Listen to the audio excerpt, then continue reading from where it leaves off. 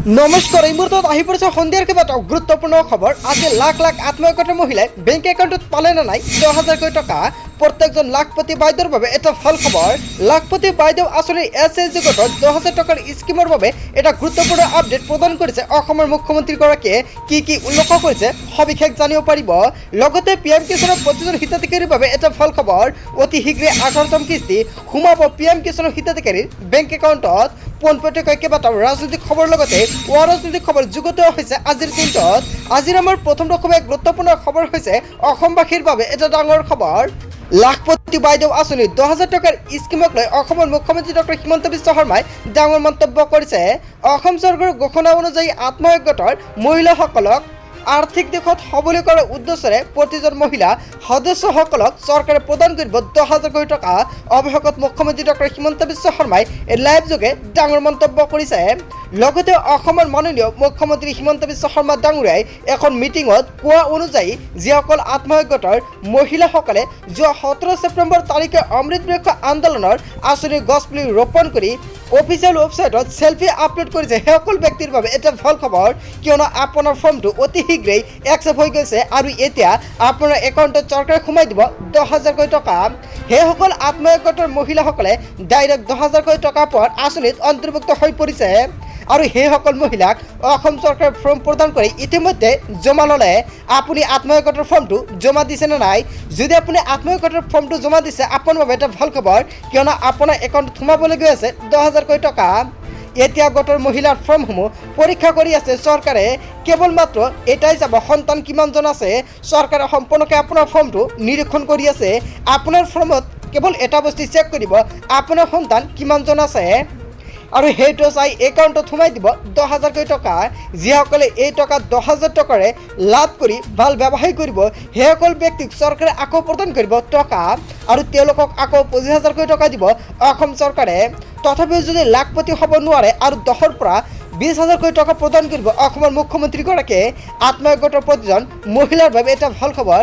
আপুনি আত্মসহায়ক গোটৰ এজন সদস্য নেকি? যদি আপুনি আত্মসহায়ক গোটৰ এজন সদস্য তেন্তে অতি শীঘ্ৰে আপোনাৰ একাউণ্টত চৰকাৰে সোমাই দিব টকা। লগতে আজি কিন্তু চৰকাৰে টকা দিয়াৰ কথা আছিলে, কিন্তু অসমৰ মুখ্যমন্ত্ৰী ডক্টৰ হিমন্ত বিশ্ব শৰ্মা টকাটো নিদিলে আৰু অতি শীঘ্ৰে আন এটা আপডেট প্ৰদান কৰিছে অসমৰ মুখ্যমন্ত্ৰী ডক্টৰ হিমন্ত বিশ্ব শৰ্মাই। কৈছে সম্পূৰ্ণকৈ চৰকাৰে নিৰীক্ষণ কৰি আছে আৰু সম্পূৰ্ণকৈ নিৰীক্ষণ কৰাৰ পিছত একেলগে কৰি পৰ্টেলত অন্তৰ্ভুক্ত কৰিব কোনসকল ব্যক্তি 10,000 টকা পোৱাৰ যোগ্য বা অযোগ্য। সেইসকল ব্যক্তি অৱশেষত বাছনি কৰি সম্পূৰ্ণকৈ শেষ কৰিব পৰা নাই। যেতিয়া বাছনি কৰা সম্পূৰ্ণকৈ শেষ হ'ব তেতিয়াই কিন্তু আপোনাৰ বেংক একাউণ্ট যোগে চৰকাৰে সোমাই দিব 10,000 টকা। লগতে বাছনি কৰাৰ লগে লগে প্ৰত্যেকজন আত্মসহায়ক গোটৰ সদস্যৰ মোবাইল যোগে এখন SMS প্ৰেৰণ কৰা হ'ব।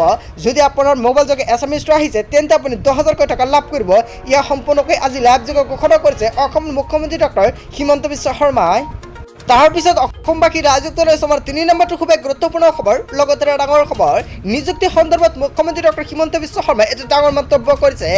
আজি স্বাধীনতা দিৱসৰ দিনাই অসমৰ মুখ্যমন্ত্ৰী ডক্টৰ হিমন্ত বিশ্ব শৰ্মাই ভাল খবৰ দিলে যুৱক যুৱতীসকলক। নিযুক্তিক লৈ ৰাজ্যৰ মুখ্যমন্ত্ৰী ডক্টৰ হিমন্ত বিশ্ব শৰ্মাৰ ডাঙৰ ঘোষণা। ৰাজ্যত 1.5 লাখ নিযুক্তি দিয়াৰ প্ৰতিশ্ৰুতি অসমৰ মুখ্যমন্ত্ৰী ডক্টৰ হিমন্ত বিশ্ব শৰ্মাৰ। 903টা নিযুক্তি দিলেই সম্পন্ন হ'ব 1 লাখ নিযুক্তি আৰু এই প্ৰক্ৰিয়া 1.5 লাখলৈ বৃদ্ধি কৰাৰ সিদ্ধান্ত চৰকাৰৰ। স্বাধীনতা দিৱসৰ কাৰ্যসূচীত মুখ্যমন্ত্ৰী ডক্টৰ হিমন্ত বিশ্ব শৰ্মাই ডাঙৰ মন্তব্য কৰিলে। নিযুক্তিক লৈ অতি শীঘ্ৰে আকৌ চৰকাৰে প্ৰদান কৰিব 50,000 চাকৰি। যদি আপোনাৰ চাকৰিৰ প্ৰয়োজন হৈছে তেনেক্ষেত্ৰত আপুনি অপেক্ষা কৰক, কিয়নো অতি শীঘ্ৰে আপুনি লাভ কৰিবলৈ গৈ আছে চাকৰি। তাৰপিছত অসমবাসী ৰাজক জনাইছোঁ আমাৰ 3 নম্বৰটো খুব গুৰুত্বপূৰ্ণ খবৰ। লগতে ডাঙৰ খবৰ, জনজাতিৰ লগতে জনগোষ্ঠীয় লোকৰ মাটি ক্ৰয় কৰিব নোৱাৰিব মুছলমানে। আহি আছে কঠোৰ আইন। অসমৰ মুখ্যমন্ত্ৰী ডক্টৰ হিমন্ত বিশ্ব শৰ্মাই স্বাধীনতা দিৱসৰ দিনাই কেইবাটাও ডাঙৰ মন্তব্য কৰিছে। ইয়াৰ পৰা আৰু যথেমথে কোনেও কিনিব নোৱাৰিব বা বেচিব নোৱাৰিব মাটি। এটা সম্প্ৰদায়ৰ পৰা আন এটা সম্প্ৰদায়লৈ সহজতে হস্তান্তৰিত কৰিব নোৱাৰিব মাটি। হিন্দুৰ মাটি ক্ৰয় কৰিবলৈ মুছলমানে ল'ব লাগিব অনুমতি। অতি শীঘ্ৰেই আহি আছে অতি কঠোৰ আইন। অবিভক্ত গোৱালপাৰা বটদ্ৰৱা বৰপেটাত ভূমি ক্ৰয় কৰিবলৈ মুছলমানে ল'ব লাগিব অনুমতি। সাংস্কৃতিক তীৰ্থস্থান মাজুলী বৰপেটা বটদ্ৰৱাৰ মাটি কিনিব নোৱাৰিব মুছলমানে। এতিয়াৰ পৰা আৰু যথেমথে কোনেও কিনিব বা বেচিব নোৱাৰিব মাটি। তাৰপিছত অসমবাসী ৰাইজক জনাইছোঁ আমাৰ পৰৱৰ্তীটো খুবেই গুৰুত্বপূৰ্ণ খবৰ। আকৌ হ'ব নিৰাণৰ পৰা বৰষুণ। আজিৰ পৰা ৰাজ্যত আকৌ নিৰাণৰ পৰা বৰষুণৰ বাবে এলাৰ্ট জাৰি কৰা হৈছে।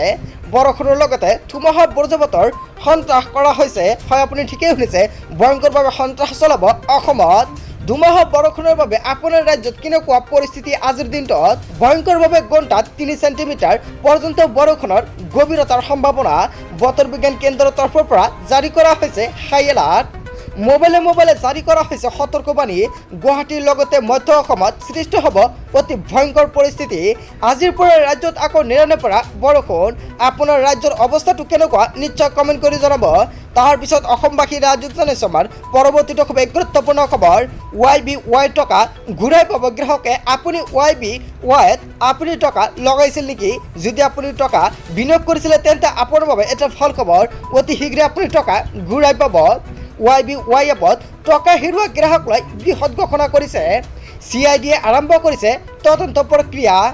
গ্ৰাহকে ঘূৰাই পোৱাৰ সম্ভাৱনা হেৰুওৱা ধন আৰু অন্য ট্ৰেডিং এপৰ বিৰুদ্ধেও আৰম্ভ হ'ব আৰক্ষীৰ তদন্ত।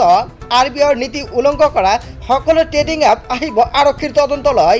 YBYৰ সমান্তৰালকৈ অন্য এপৰ বিৰুদ্ধেও ৰুজু হ'ব গোচৰ।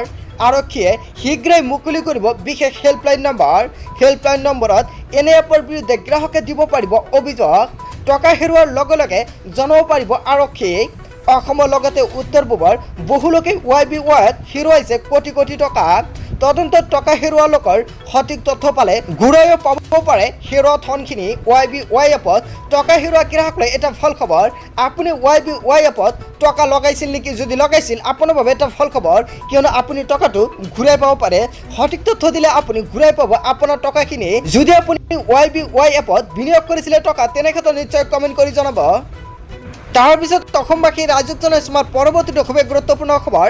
2 অক্টোবৰৰ পৰা মিছন বসুন্ধৰা 3.0 কিদৰে কৰিব আবেদন?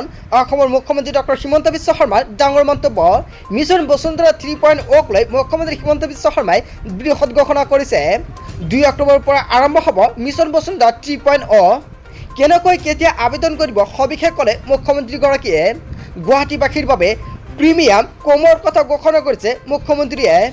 মাটি বাৰীৰ সমস্যা শীঘ্ৰেই সমাধান কৰিম বুলি মন্তব্য কৰিছে বা প্ৰতিশ্ৰুতি প্ৰদান কৰিছে অসমৰ মুখ্যমন্ত্ৰীগৰাকীয়ে। আৰম্ভ হোৱাৰ প্ৰথম 10 দিনত আবেদন কৰিবলৈ আহ্বান জনাইছে মুখ্যমন্ত্ৰী হিমন্ত বিশ্ব শৰ্মাই। যেতিয়া মিছন বসুন্ধৰা 3.0 আৰম্ভ হোৱাৰ 10 দিনৰ ভিতৰত সম্পূৰ্ণকৈ আবেদন শেষ কৰিবলৈ ক'লে মুখ্যমন্ত্ৰীগৰাকীয়ে। মিছন বসুন্ধৰা 3.0ক লৈ অসমৰ মুখ্যমন্ত্ৰী ডক্টৰ হিমন্ত বিশ্ব শৰ্মাই এটা ডাঙৰ মন্তব্য কৰিছে। তাৰপিছত অসমবাসী ৰাজ্যক জনাইছোঁ আমাৰ পৰৱৰ্তীটো খুবেই গুৰুত্বপূৰ্ণ খবৰ। কাৰ অধীনত প্ৰথমগৰাকী হিন্দু বাংলাদেশীক অসমত নাগৰিকত্ব প্ৰদান কৰা হৈছে? কাৰ অধীনত অসমত প্ৰথমগৰাকী অবৈধ হিন্দু বাংলাদেশী পালে নাগৰিকত্ব? দুলন দাস নামৰ বাংলাদেশী গৰাকীক নাগৰিকত্ব প্ৰদান কৰিলে। শিলচৰত বাস কৰা 50 বছৰীয়া দুলন দাসক নাগৰিকত্ব প্ৰদান কৰিলে। 1988 চনতে বাংলাদেশৰ পৰা আহি ভাৰতত শৰণ লৈছিল দুলন দাসৰ পৰিয়ালে। 1996 চনৰ পৰাই ভাৰতীয় নাগৰিক হিচাপে ভোটদান কৰি আহিছে দুলন দাসে। আধাৰ কাৰ্ড, ভোটাৰ কাৰ্ড সহ ভাৰতৰ সকলো নথি পত্ৰ আছে দুলন দাসৰ পৰিয়ালৰ। কাৰ অধীনত ভাৰতৰ নাগৰিকত্বৰ বাবে আবেদন কৰিছিল দুলন দাসে? অৱশেষত 1974 চনত বাংলাদেশৰ চিলেটৰ জন্ম হৈছিল দুলন দাসৰ আৰু 1988 চনত বাংলাদেশত হিন্দুত্বৰ ওপৰত হোৱা আক্ৰমণৰ বলি হৈ ভাৰতলৈ আহিছিল দুলন দাসে আৰু এতিয়া সম্পূৰ্ণকৈ তাকে প্ৰদান কৰা হৈছে ভাৰতৰ নাগৰিকত্ব।